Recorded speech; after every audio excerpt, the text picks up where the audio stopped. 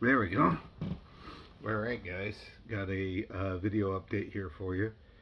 I have this. Um, I was shot this last weekend, but the lighting was so shitty in this, I wasn't able to do it. So we're gonna try it today. I got a lot to show you. Hold on a second.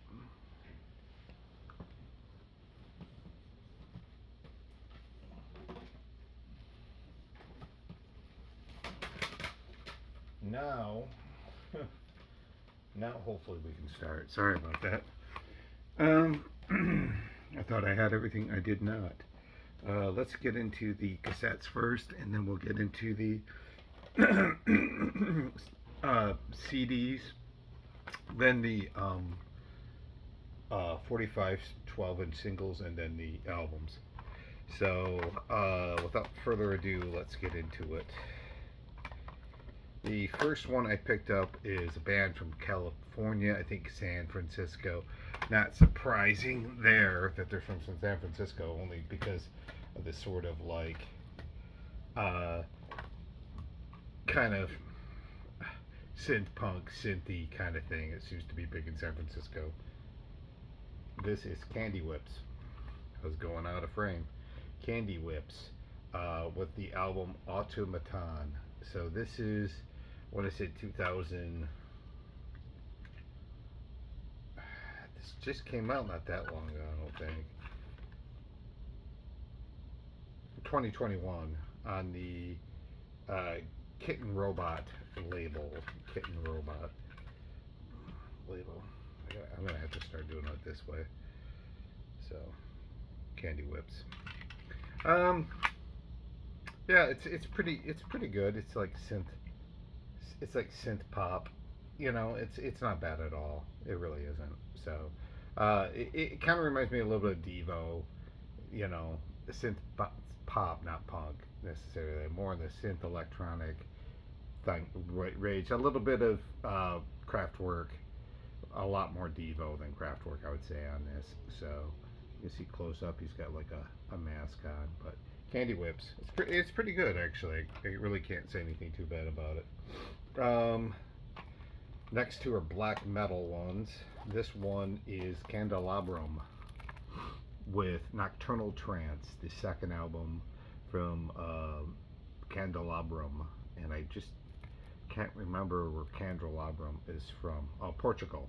And this is kind of Portuguese black metal with a sort of stirring lightness to it. It's not like it's not the heavy, extremely abrasive black metal. There's sort of a earnestness to it, I guess, or something in that kind of artsy in a way. Maybe I don't know if that's even the right word for black metal, but it's pretty good. It's not quite like Sunbather by Death Heaven. It's not quite in that realm, but it's definitely, and it's not quite like Agriculture either. It's a little bit. It's a little bit more like, it sounds a little bit more old school, but definitely almost ambient at times and that kind of thing.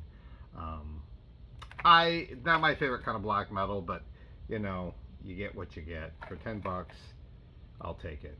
So Candelabrum, their second album, Nocturnal Trance. This is going back to 2011 for this one. So hold on a second. Let me do something real quick to make this a little bit better. I'm propping this camera on a bunch of movies because my a bunch of movies I just stacked up because I left my camera stand at work, so because I'm shooting a movie for work, like a work project. So this next one is just some good old fashioned evil fucking black metal. Sweden's own Marduk. This shit is great. I think they're from Sweden. I'm pretty sure Marduk's from Sweden. This is live Totenkranz, live in Germany 2001. So I like Marduk because they never fucked around. They never strayed away from what they were trying to be, which is offensive black metal. It's just great shit. I mean, they had an EP I think called "Fuck Me Jesus." I mean, they pretty much want to like get under your skin and stay there if they can help it. It's great shit. Marduk is. I just love the cover of this too with the skeleton. Right there. Yeah, it's probably gonna be easier for me to shift on this side. I'm just gonna have to hold on this side. Yeah. So Marduk, great black metal. Live too. That's pretty cool. You don't really see a lot of live black metal on cassette. More like whatever. These next two were absolute finds. I got these yesterday, and this artist is stuff is definitely difficult to find on CD, let alone cassette or vinyl. And he's no longer living with us, but his sort of influences stayed on for the people who have been touched by his music. I'm talking about Chelino Sanchez. This is El Bendito Generoso. And the other one I have here by him is Alma Enamorada. So both of these by Chino. I'm just going to show them both kind of consecutively. This one right here has more kind of like wild horn arrangements, kind of sloppy Tex-Mex Tejano music. This one seems more like traditional to me. I really can't tell the difference that much, except for this one's got way more fucking horns on it. It seems like, and the horns are not played well. And he had like sort of like this. Chelano Sanchez did. He had sort of this like kind of sloppy kind of ness to that traditional, I guess, Mexican music, whatever it is, Tejano or whatever it is, and it actually adds to the sort of I don't know, legend of this dude. He's just awesome because it adds to the like sort of like music because he did some like gangster albums too where he had guns. He was holding on to guns on some of the albums. So yeah, he was like a thug, Tejano thug or whatever. And his stuff is so fucking hard to find. I've seen it on Amazon. A CD go for I think $20. I put it in my cart and waited, and when I came back to pick it up, it was gone because somebody already picked it up. I've never seen the stuff on vinyl. These are bootlegs. These are not straight out cassettes. And I'm not really into like Mexican music as much, but when I heard this, it really struck a chord with me, and I really thought it was wonderful. And his story, if you haven't heard his story or what's truth and what isn't, it's batshit. This guy was there's like multiple stories about him, like the myth of Chileno Sanchez, like his sister was raped and he killed her rapist, and he got involved in the cartel and they killed him and all this crazy shit. He had migrated from California, went back down to Mexico to avenge his sister or his, and I don't know if his sister's rapist was in the cartel or in the gangs or not. He might have been, or something crazy like that, but Chileno is no longer alive, I believe. So, unfortunately. But yeah, look at those beautiful things.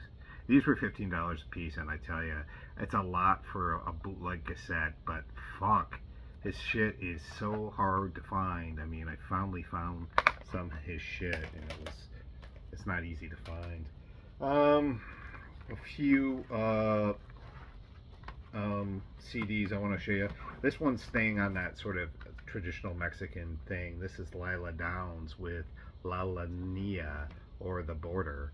Now, she was born, I think, American, but her mom was a mixtape Indian from Mexico, and her dad was like an American, obviously. And she had really been interested in finding her roots and like that kind of thing, and so she did went to Mexico and tried to study and learn more about her culture, and but her music, this is like traditional Spanish music, world music, I guess, but there is a kick to this because this gets into sort of almost like an avant-gardeness because of her voice is so strong. She's got a fucking crazy good voice. Lila Downs does. And she partly plays around with jazz on songs like Hano Weech. And she does this great version of La Llorona, which is the crying woman, the old Mexican folklore about the. It's like a supernatural story that Mexicans believe in. And a lot of other good songs on here, and they're all kind of different. Some of them are playful, and some of them are like really, really stirring pieces of art almost. And she kind of like has this sort of almost, it almost goes into like a abstract, like art rock thing, but I don't know if she would be considered that. So, Lila Downs. Let's see. I got the Virgin Voices double dippers here. These are tributes to Madonna on that are signed by band X from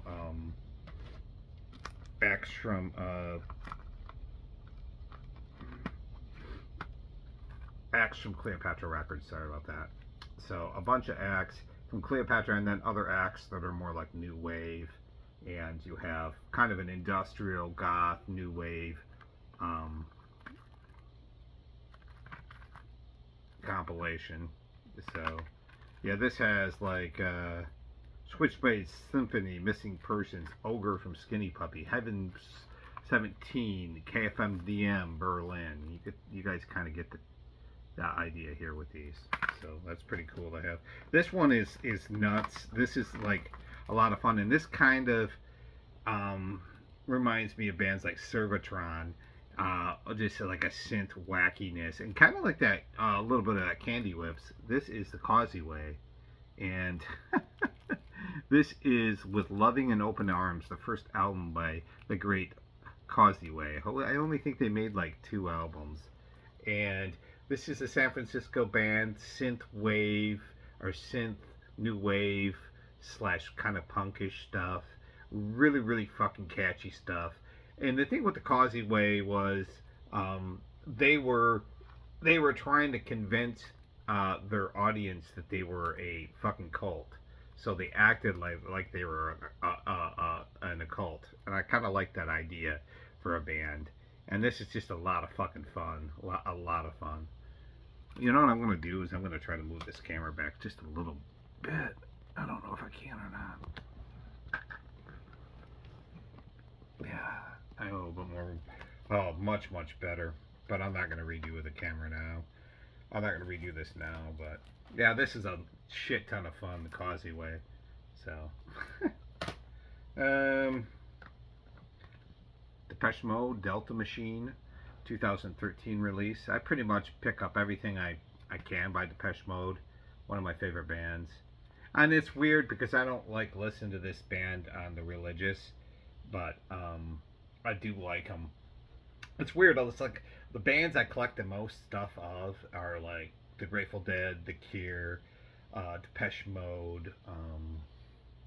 Is there anybody else I'm thinking? Artist-wise, I'm pretty sure Rolling Stones, obviously, when I see their stuff, The Doors.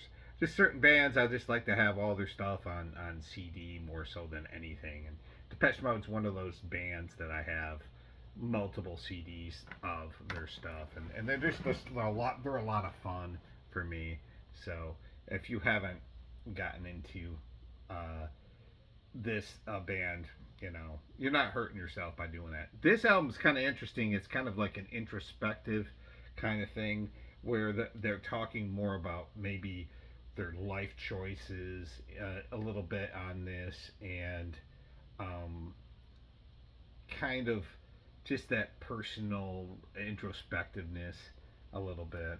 And of course it's somber and some of it kind of depressing, but that's what you get with Depeche Mode, you know, and lovely and beautiful at the same time. That's kind of what you get with this band.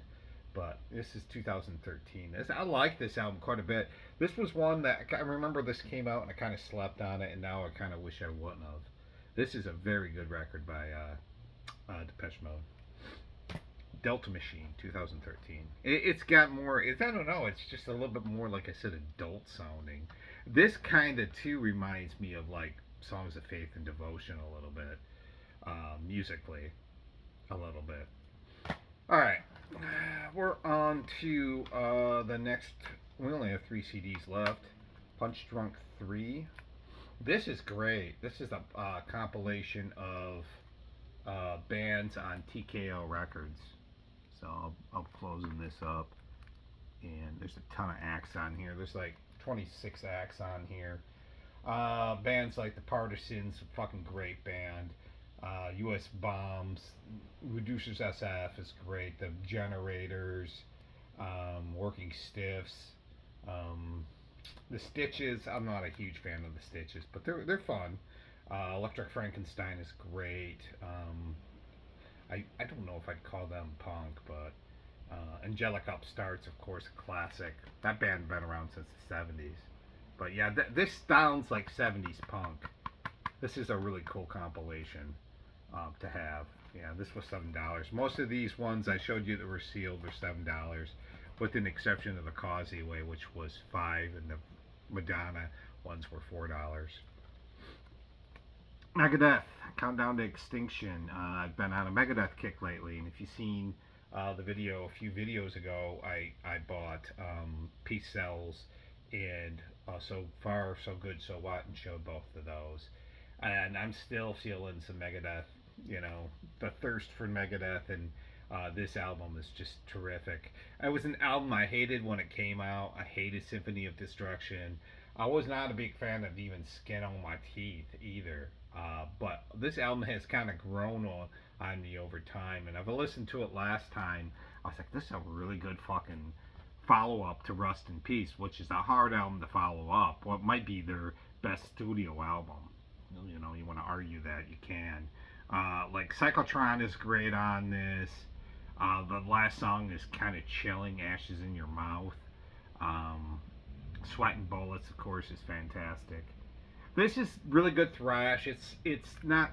I don't think the songs are quite as strong, or the groove is quite as persistent or good as that was on Rust in Peace. But this is a solid Megadeth album. One I kind of forgot about or gave up on, and I'm glad I got it. And last of the CDs, this is Iggy and the Stooges with Raw Power. Of course, this is a classic. I wasn't even going to show this, but fuck it. This is $7 I spent on this. I don't really need to say anything about this, do I? I mean, do you want me to say anything about Iggy and the Stooges? Rather not. I mean, this is pretty much like, you know, classic album, a lot of people's favorite. A lot of people bitch about the mix on this album. It's so poorly mixed, and it's like, I see that, but I don't really, it doesn't bother me that much, because still, for a lot of people, this is their favorite album by the Stooges. Not my favorite, because by the time I had this album I had heard, I was in love with like Funhouse and that first album a lot more than this. This one was the one I listened to the least amount by the Stooges. I mean, and I like it. I love some of the songs on here. Shake Appeal, Penetration, Raw Power, of course. Your Pretty Face is Going to Hell, Gimme Danger, Search and Destroy. There's great songs on here. I'm not doubting that. The power of this album is just not a personal favorite of mine, that's all. And you got to say that because, you know, most people think it's weird how people get on their list about shit. I still swear, like, if you tell somebody that Bad Brains' first album, Banned in DC, is not the best hardcore album, or Black Flag, Damaged, then they'll argue with you about it. But it's like, isn't it my opinion to like say what I think is? Doesn't mean you have to agree with it. Hence is the argument, I guess. But I would say whatever my favorite one was is for me my favorite. It's not. It is for everyone else. I hate that shit. These people. some 45s here. I'm going to try to go through these real fast because I want to spend some time on the singles. I got a stack full of these. I just wanted to show this one because this is a very interesting story about this guy, Von Meter. This is the Elephant Song and No Hiding Place by Von Meter. He was part of what was considered the most successful, fastest selling, and most successful comedy album of all time, The First Family, where they're making kind of like, I guess, impersonations, and Von Meter was really good at doing one of JFK. And of course, JFK got assassinated. These records started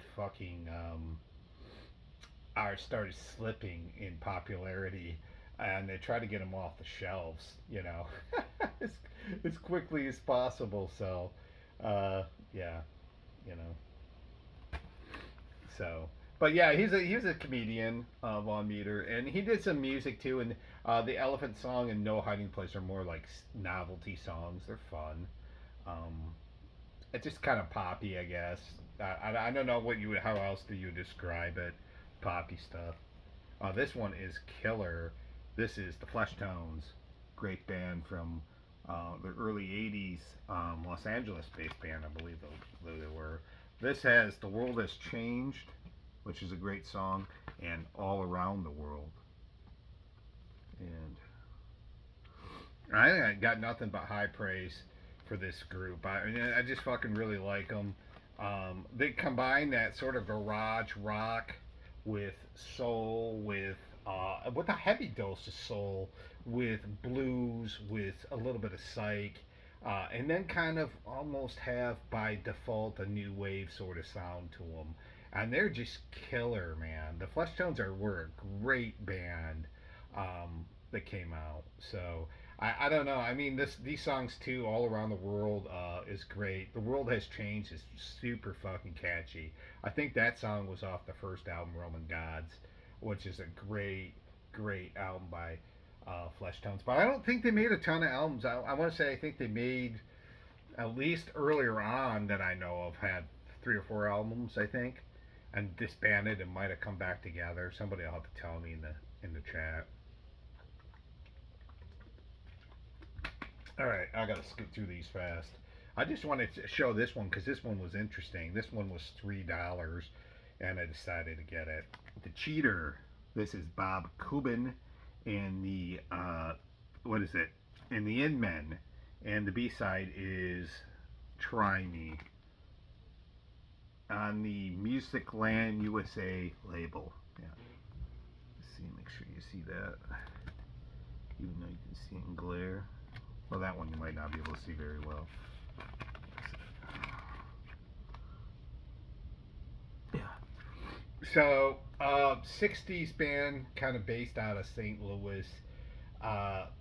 Really good pop soul kind of stuff. Definitely has a really solid soul group sound. Um, like if the Association were more soulful, they would be in this kind of vein. Really good shit. And the interesting thing about the song "The Cheater," which was their only real radio hit, um, although I think they released a few other singles, but not quite as successful as "The Cheater" was. Um, what happened to the lead singer? Bob Kubin wasn't the lead singer, but what had happened to the lead singer, Walter Scott, maybe, I forget his last name. I forget his name. Don't quote me on that. But he left Bob Kubin in the In Men and then came back and left or whatever. But one night when he was home, he was killed by his wife and her adulterer, her mistress, not mistress, but what would be the cheater. And one of the lines in the song "The Cheater" says, "Beware of the cheater." Kind of fucking morbid in a way. I mean, yeah, pretty weird, huh? Yeah. Wham! Everything She Wants, and Wham! Like a Baby, the B-side. This was $3. I just picked this up yesterday. No rhyme or reason. It was just like I like the single. I'm a big fan of Wham. The side B I actually like more, like a baby. It's a very nuanced sort of, uh, kind of like, I don't know. It's a kind of a nuanced sort of darkly sensual soul song that happens to be on their album. And they could blend like soul in pretty well in with the pop music, you know. And everything she wants is total like Wham terrificness. A lot of people really hate on that song, but if you think about it, it's kind of what makes Wham what made them very special, which was like this sort of ability to create these 3 to 4 minute pop songs that were catchy and were total sugar coated pop nuggets. I mean, Wham was not anything else other than a pop group, but they did sort of like um, get into like dance and soul music and parts of Make It Big have those aspects on it. And of course, George Michael got a lot more electronic as he went along and went into the dance spectrum completely in the 90s. But yeah, it's a good single. You know, it was their third single that came out, their third number one in a row, the follow up single to Careless Whisper. Um, Robert uh, Cage, and this is in For the Love of Jesus. This one was $4. The Cuban and the Wham were $3. This one's $4. This is off of Sympathy for the Record Industry slash Fat Possum. I was already intrigued with that. This has two songs on it, Liza Jane and Instrumental Number One.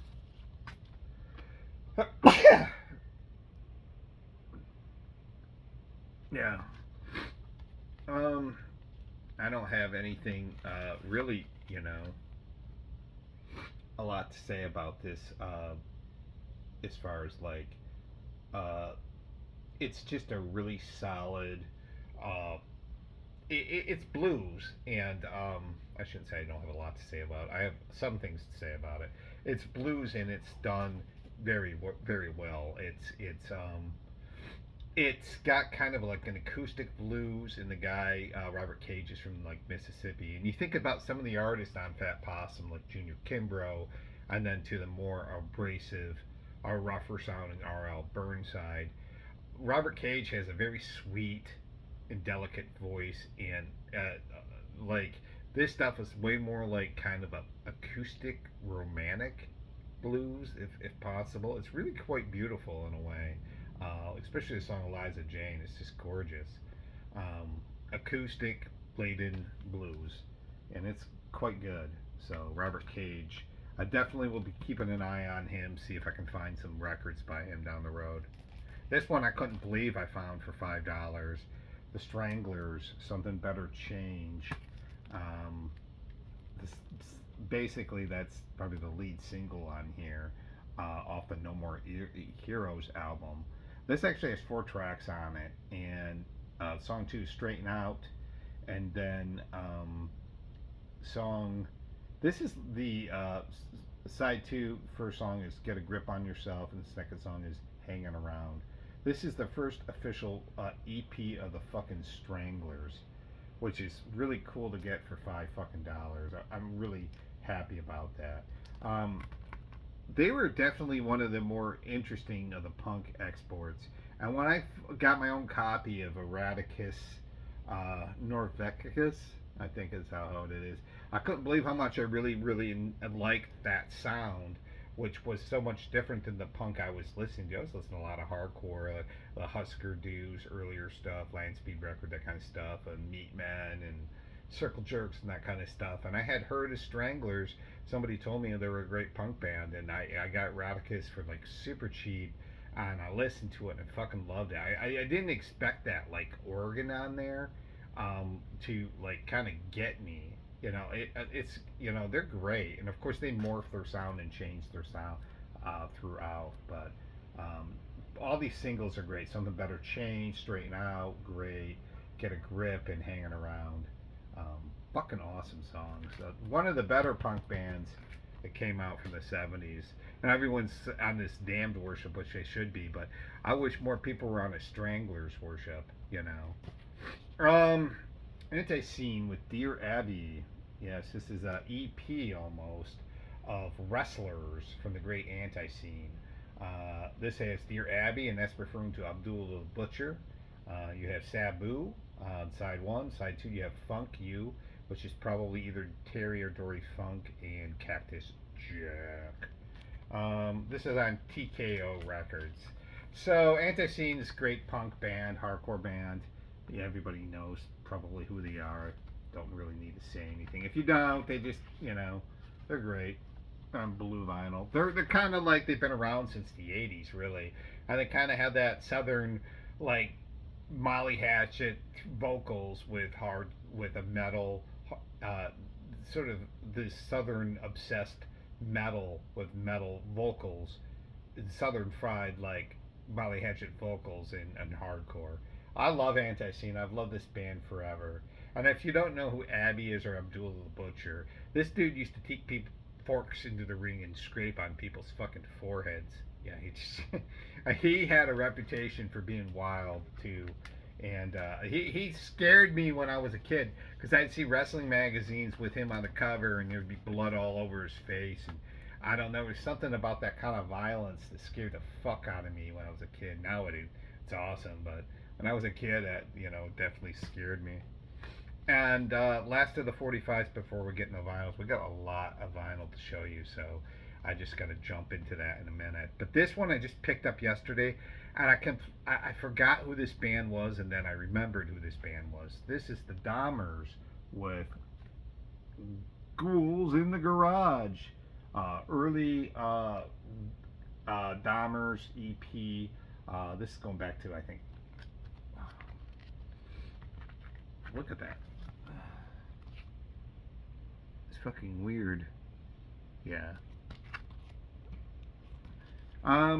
This is going back quite a ways. I'm gonna say 2000, in the early 2000s, maybe late 90s when this came out.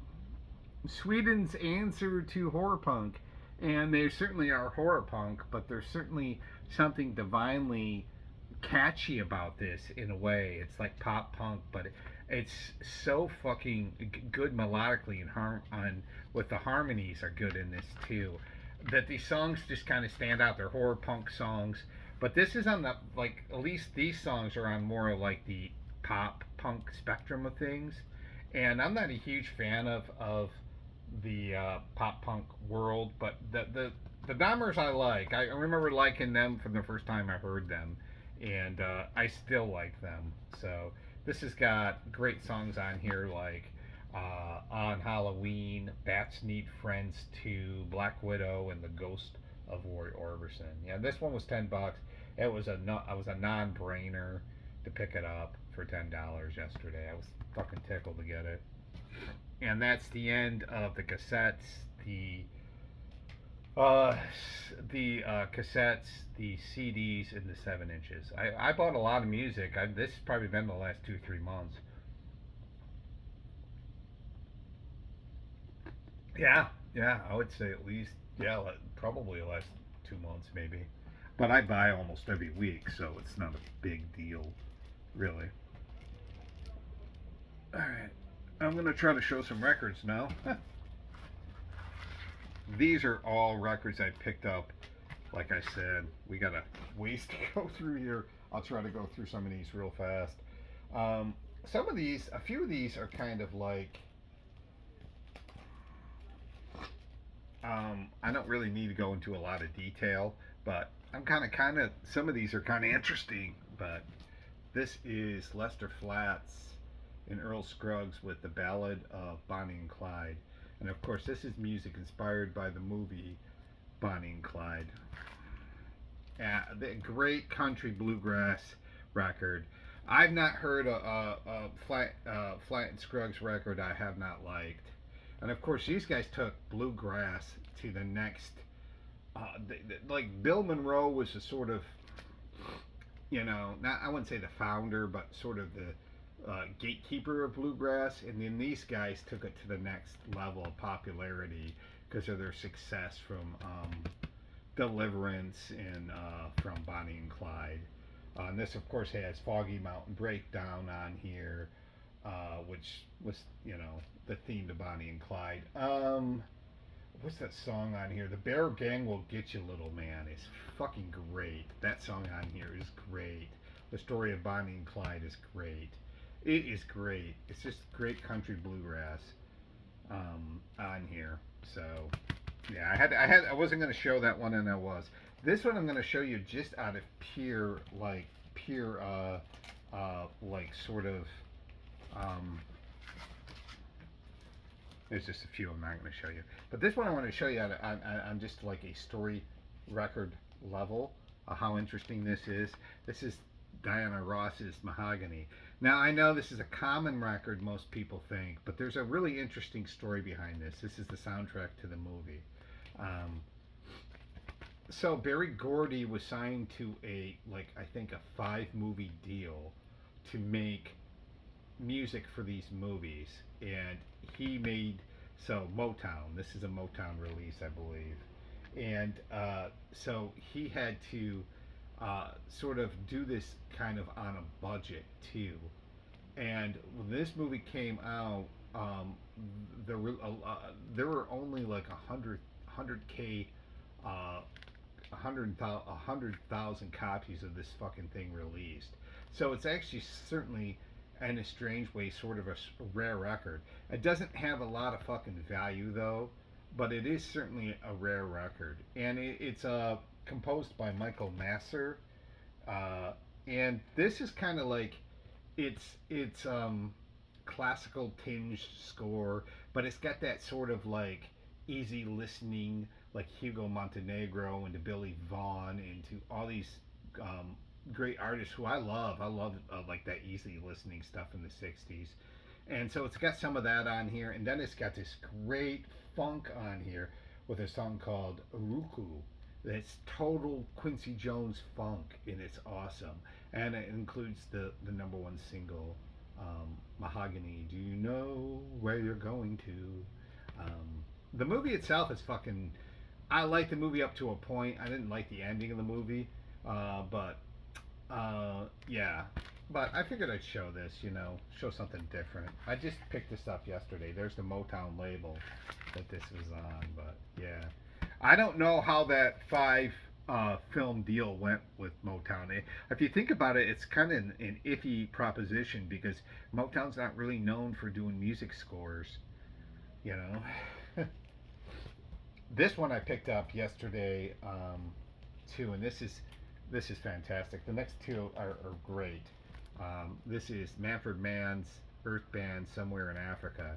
So 1983 release. Of course, Manfred Mann is from Africa, South Africa, I believe, and he's trying to do an album about his country that he's from. And I tell you, this album, I've had it in the past, and I've kind of forgotten about this album. This is an absolutely fan-fucking-tastic album.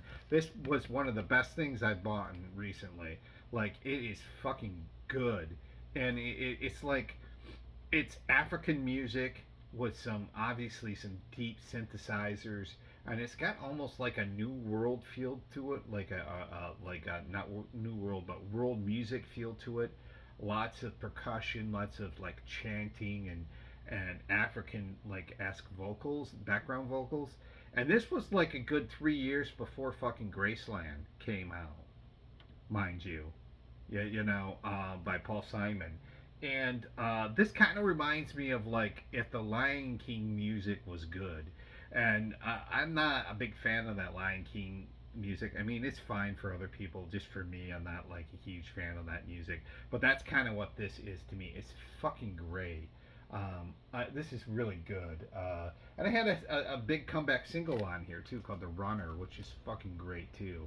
But songs like La Layla, the title track Somewhere in Africa is fucking fantastic. The weirdly sort of progressive Eyes of Nostradamus is on here. I feel like Manfred Mann isn't underrated. He's just underdiscussed. I mean, he had a career going from the 60s, 70s, 80s maybe even into the 90s, that's completely was never covered, not really discussed. I've seen people online every now and then do like essential albums by Manfred Mann, but I feel as an overall like he's just completely undervalued. The Monkees pulling it. Now this is a really good album that kind of goes against it kind of goes against the grain of what a good album should be. Okay, so this came out after their success from all their greatest hits being released on Rhino and selling real well, and of course they had that hit that was then This Is Now. And this album came out a year later in 1987, and was they were just trying to get more radio airplay. But here's what happens when what the interesting thing about this is, so this is a total studio interference running album where like they're like really demanding what the sound is going to be and that kind of shit, and it's for all intents and purposes it should suck, but this is super fucking good. This is super fucking good. Like this is really good synth pop stuff from them. And so what shouldn't be good is good. The song "Getting In" it sounds totally like New Order. It's a heavy synth, kind of new wave. It's and it doesn't fit, but it kind of fits perfectly on this album. Uh, I'd Go the Whole Wide World is a great pop song on here. There's some stinkers, don't get me wrong. Songs like She's Moving In with Rico, which I certainly kind of think has a charm to it. But not every song is a killer on here. But this is a kind of an interesting album where the Monkees are so good vocally that it doesn't matter what kind of music you put behind them, it's good. And I swear I think that's the truth with them. I mean, uh, it's interesting. One classical record to show you, and then we're going to get into the heavier records. This is Mendelssohn's Symphony Number 4 and Symphony 5, Number 5. 4 the Italian, 5 the Reformation. Conductor is Arturo Toscanini, and this is performed with the NBC Symphony Orchestra. This one was $4, and Felix Mendelssohn is somebody I'm just starting to kind of get into. This is on that RCA label. It's really quite striking how good this music really is. And the interesting thing about these symphonies is there's more of this like sort of like euphoric bliss and sort of the love of the music kind of it's like that kind of symphony more than for a dramatic da, da, da, da, da, like the building up of and then the quiet. That this is not like Beethoven number 5. This is totally like just joyous, music. And I don't know which one he was writing. I think it was number 5. Mendelssohn was writing. He was really getting back into the art of writing music and really starting to enjoy the process again. And you could kind of hear it in the results. I think it was the Reformation one. So Toscanini's kind of interesting. He's got those big ass bird fucking hands, and he does this weird thing when he's conducting, which is kind of interesting. But Toscanini, is one of the more important American conductors, classical conductors, and usually with Toscanini stuff, I usually just get it because it always sounds good. All right, let's get into some black metal. This is Enslaved with I believe their first EP. This is Horden's Land. Horden's Land. This one I got for $12. I couldn't believe that this was a record store day thing going for $44. It went from $41 to $36 to $25 to $12, and I bought it for $12. Although if I would have just waited, it would have been cheaper than that. Early Enslaved was one of the early Viking black metal groups, and that's kind of what this is. And I really have not listened to Enslaved to know enough about them. But what makes me trust this is it came out in 1993 originally. So I think I'll probably like this. Not that later black metal sucks or anything. I just feel like some of those bands that had been around from the beginning, they kind of get more like symphonic and I don't know. I just certainly don't like some of the stuff I had heard, and it kind of turns me off a little bit, like symphonic black metal. I mean, I like some of it, like I do, of course, like the Moon Berger, but not. It's definitely not my favorite black metal. But yeah, for $12, this has got 4 songs on it. I like the song Balfour on side B. It's a really really good track on here. So yeah, fucking first wave black metal here with Enslaved. If they're not first wave, they're definitely second wave. This is a Zulu. So this one was $13. This one, I'm not a big fan of this one. I think this is off the Munster label. This is considered one of the last great albums in the Peruvian psych rock field. It's supposed to be psych rock, but from what I heard, it's mixing Afro Latin beats and folk pop. I thought of it as more like kind of like a folk album. At least the songs I had heard were more folk, and some of this stuff I find like really really fucking pretentious. Some of this like Brazilian music, or I just find it annoying. Like I like Os Mutantes, don't get me wrong, and I don't mind some of the Caetano Veloso stuff, but I'm not like a huge fan of this Brazilian stuff. Now, unless it's like fucking like Sarcophago and those bands, I'm down with that. You know, Sepultura, of course, but I'm not a fan of this kind of shit as a norm. That doesn't mean I don't like all of it, but I was listening to some songs on here and I couldn't stand it, like Candela and Sueno de Amor.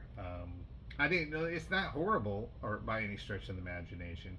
It's just not what I like, you know. And people are like, well, you got to be open minded. But if you listen to something and you don't like it, you don't need to be open minded because you just don't fucking like it. And I don't understand that logic. That's like, well, you're not being open minded. It's like,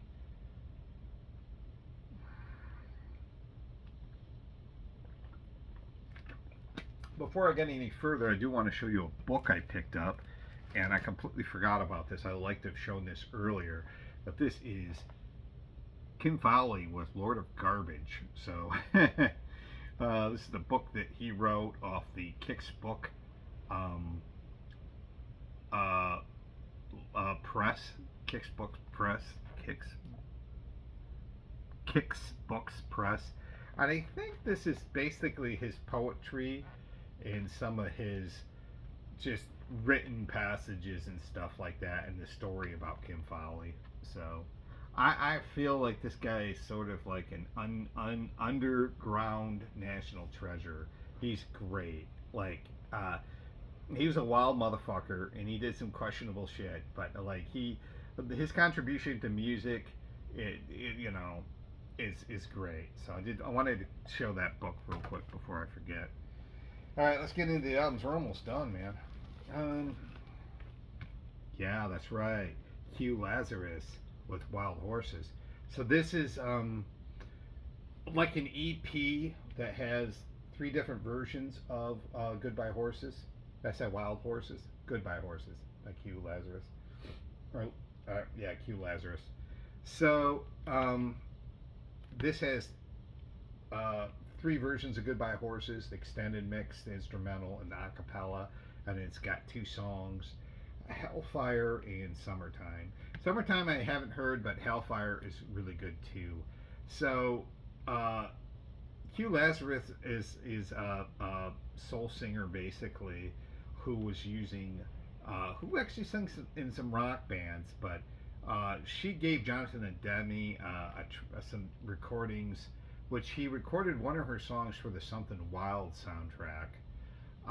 And then she met him again. She was driving cab at that point, and she gave him another demo, and he used Wild Horses, or Goodbye Horses, Wild Horses.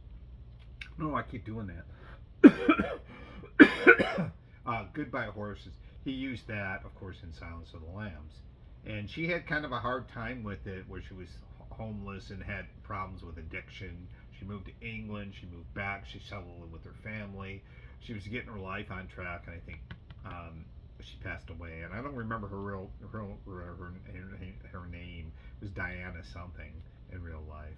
But if you remember Silence of the Lambs, you know Goodbye Horses. That's a great synth pop song, dance synth pop dance song with some soul in it.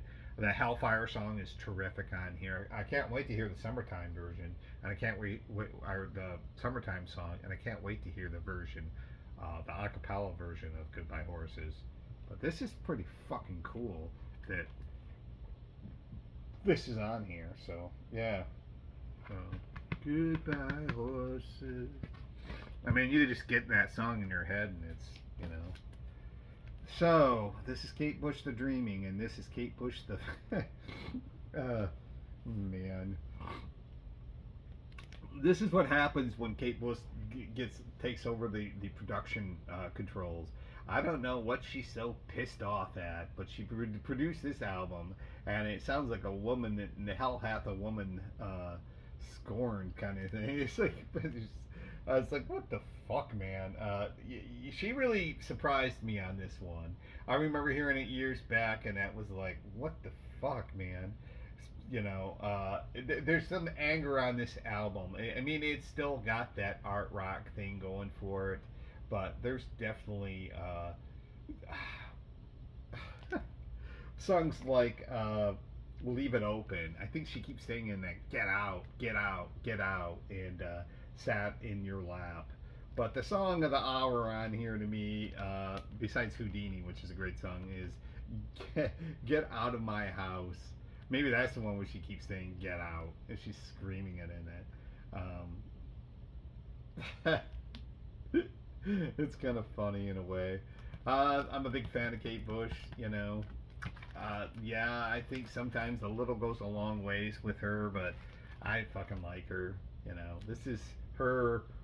What would it be? Her fourth studio album and first one where she produced it, and it's a gem of an album. So, The Dreaming. Yeah, and right, this was the precursor to Hounds of Love, and Hounds of Love sounds nothing like this, really. Gary Numan and Two Way Army with replicas. So this one was $20. It's a lot for a used record, if you ask me, but I've just been kind of in the mood for some Gary Numan. I had the Pleasure Principle. I just need to pick up. I want to pick up all his early '80s albums. This is great. This was that first after the Two Boy Army, which was more of a punk album. He basically kept the members of Two Boy Army, and they fucking did basically synth pop on this. This is all electronic synth pop, and it's great. Songs like "When the Machines Rock" are great. "Our Friends Electric" is a terrific song. That song was actually covered by Robert Palmer, who did it justice. Robert Palmer's version is very good too, and I think that's off his Clues album. That's a very good version too. But "You're in My Vision" is great. This really to me should have been the soundtrack to Blade Runner. It's called Replicas. I mean, it could have been. You know, obviously, take nothing away from Vangelis, so I better be careful with that one, right? I'm kind of kidding there. On Atco, yeah. I love me some Gary Numan. Early '80s synth, electronic music. I mean, late '70s actually. Sorry, late '70s, 1979. This came out. All right, this one it surprised me how good it was, and I just bought it for the cover. This is La Inquisition, La Inquisition, La Inquisition, the Inquisition, but it's La Inquisition or whatever. I can't even say that right. But look at that cover of that. This is a 2000, I think, 2 release by this band, and it says on here for fans of Rancid. I would say, yeah, if it was Rancid, like Let's Go era Rancid, more so than Out Come the Wolves and some of the more reggae inspired stuff. This is punk. It's hard driving punk. It's not necessarily what I would call hardcore. I don't think of this as hardcore, but it does kind of remind me of that like Let's Go, Epitaph era of Rancid. It does, and it's just on black vinyl here. Yeah, I mean, I bought it for the cover. I saw the cover, and it was like, You had me at the cover. You had me at the cover. So, yeah. This fucking wind is bad today, and I gotta go out in this shit in a little bit here.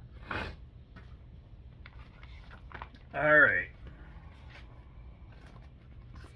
And I have my fucking fan off, and it's hotter than hell in this room, but we'll get through it. So, La Inquisition. You can see it down there. Inquisition. So, I want to get through that. Warsaw. This is cool. This is, of course, Joy Division. Before they became Joy Division, they were a punk band, and this is the recordings of them as a punk group. I love Warsaw probably more than Joy Division. I like how raw it sounds. The guitar work on this by Bernard Hook and or Pete Hook and Bernard, what's his name? God, Sumner is great on here. Pete Hook. I said Bernard Hook. Pete Hook. It's really, really good raw driving. I mean, it does got a post-punk feel to it, but it's super fucking catchy. I have this on CD, and now I have it on vinyl. I thought it was opened up, but it's still sealed. I don't know what I was thinking. So, if you're a fan of Joy Division, you might like this. If you're a fan of punk rock from the 70s, you will definitely like this. Yeah, and that's got to be one of the cooler looking covers ever. Look at that cover. I was showing you that cover of that Dead Can Dance not that long ago. The next two are, we're getting closer to being done, guys. We only got a few left. This is Molchat Doma, which I just picked up yesterday, their first album, which is Kempi Hedrick Exum or something like that. I'm not even going to say it. Molchat Doma's first album, Belarus Trio. This is like sort of that synthwave, dark wave, synthwave stuff, drum machines. I like the fact it's got these real pronounced European vocals on here. This album is much more in I think the dark wave part of things, more on that. Very bleak with the drum machines and the singing. It's quite beautiful too, and it's sort of starkness. And of course, there's a lot of songs they're talking about political stuff, political strife in their homeland. I didn't know a lot was going on in Belarus, but I don't keep up with the news as much as most people do. And then this is their third album, Monument, by Molchat Doma. Molchat Doma. So that's Molchat, Molchat Doma. Molchat Doma. I'm saying Molchat Doma. Molchat Doma, and this is the third album. And this has way more of a dance feel to it. It feels like the beats are a little up. You know, the drum beats on the first one were programmed slow, and on this one they sped up. It's still dark wave. It just happens to have like a little bit more of a dance feel to it. Great band, Jolchat. Molchat Doma. I can't fucking say their name. Molchat Doma. What a great band this is. Definitely pick up more stuff by these guys when I see it. But yeah, still in that bleak sort of, dark synth stuff, But this one has more of a dance beat. Hell, they have a song in here called Discotheque, I believe. Yeah. So. This band is batshit nuts. Batshit. And I love them for it. This is The Locust with New Erections. Yeah. Yeah, you can see erections here. San Diego band, and this band is fucking batshit crazy. I don't even know how to describe these guys. Kind of, if you were they're considered kind of grindcore, but they're way too wacky to be even under that umbrella. The kind of, it's like grindcore with some math stuff in there. It's like, it is like, I was trying to explain to somebody, it's like taking a grindcore band and then adding like elements of Brainiac. If you remember that great 90s indie band Brainiac, who were batshit crazy too, and adding elements that into this like aggressive grindcore sound, and you have The Locust. And I'm not sure where this album falls. It was a 2007 release, but they're no longer with us, and unfortunately. But what a great band! They were dubbed as the most annoying band in the world, and of course, with that, you got my attention. So the Locust with New Erections. I love it. Cocteau Twins, another Cocteau Twins album with Harold Budd, and I would say I think this is their fourth album, The Moon and the Melodies. What I really like about this Cocteau Twins album is they let ambient composer Harold Budd like take reign, and he's more at like the forefront of this album, where Guthrie's guitars and Fraser's vocals are kind of like simmering in the background. But of course, her voice is too powerful to be completely put back there. But more ambient than any work that I can remember that they've done. This is super ambient, and another great addition from the Cocteau Twins, becoming one of my favorite bands almost overnight. Really, I started buying their albums and they never stopped. This is one of my favorite bands.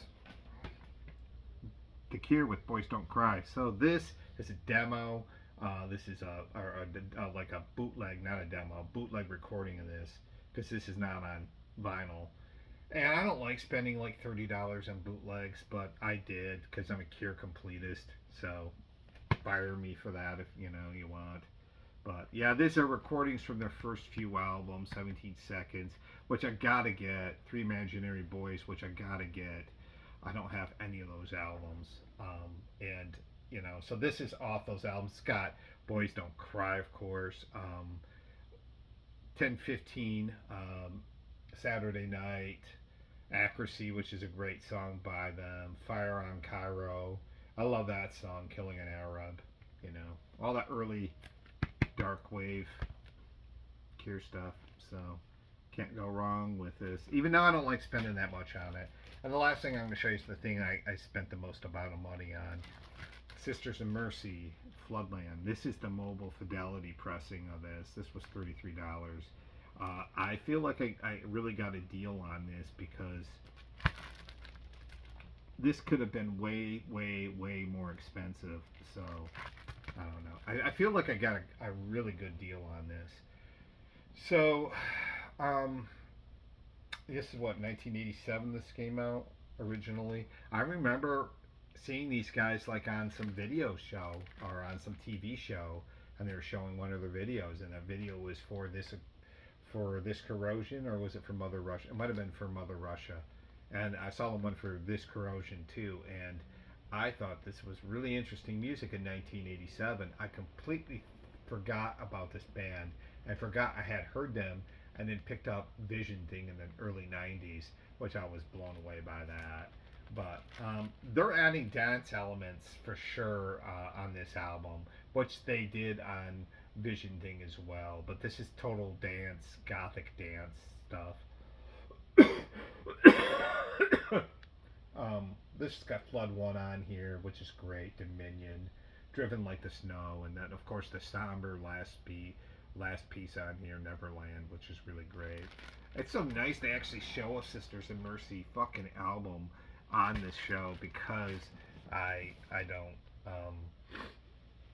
don't find their stuff on vinyl too often. I just need to pick up, what was it, The First and Last and Always, and The Gift, I think, were the other two I want to get by them, and I'll pretty much have what I want by them. Because I do have Vision Thing on CD, I do, and I got like a Record Store Day Sisters of Mercy thing too. So I'm kind of close to having all their stuff. So gothic rock, for sure. And it's mobile fidelity pressing. It's mobile fidelity sound lab.